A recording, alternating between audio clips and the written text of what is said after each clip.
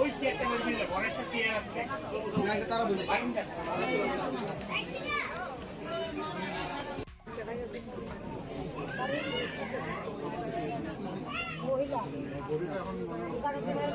মানে মনে করছে মহিলাটাও মারা গেছে মারা গেছে না তারপর তো তারা মারা গেছে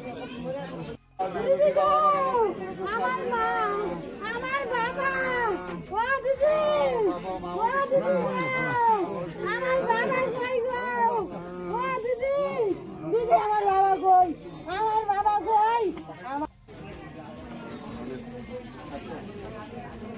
জি বলা যায় না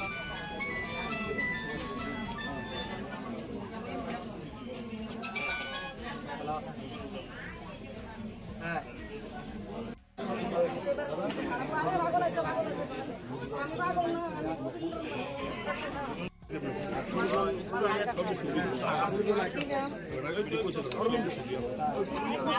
হিসাবে যদি এভাবে কষ্ট দিয়ে কেউ যদি হার্ট অ্যাটাক করে মৃত্যু হয় এমন কষ্ট হবে না, সবারই এভাবে কষ্ট হবে।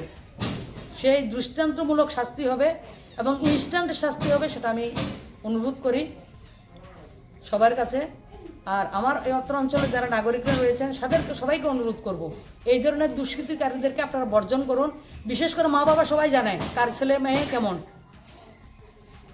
আপনারা প্রশ্রয় দেবেন না, আপনাদের জন্য আপনাদের পরিবারও শেষ হয়, পাশের পরিবারগুলি শেষ হয়।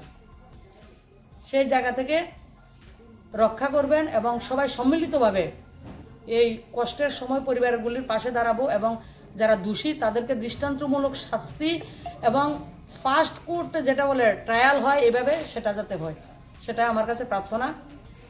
আর তাদের যে মহিলা এখন নমিতা দাস মৃত্যুর সঙ্গে লড়ছেন জিবি হসপিটালে, অবস্থা ভালো না যেটা আমি জানি, ব্লাডও দেওয়া হয়েছে, ওনাকে ট্রমা সেন্টারে রয়েছেন। ভগবানের কাছে প্রার্থনা করি পরিবারের এই কষ্টের থেকে তাদেরকে সান্ত্বনা দেওয়ার ভাষা আমাদের নেই।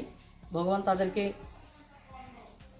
মানে শান্তি দেবেন এবং এই কষ্ট থেকে উত্তরণের জন্য ভগবান ওনাদেরকে সহযোগিতা করবেন এবং যিনি নমিতা দাস মৃত্যুর সঙ্গে লড়ছেন জিবি হসপিটালে, ওনার আরোগ্য কামনা করছি। পরমপিতা পরমেশ্বর ওনাকে আরোগ্য দেবেন, পরিবারকে শান্তি দেবেন, সেটাই প্রার্থনা করি।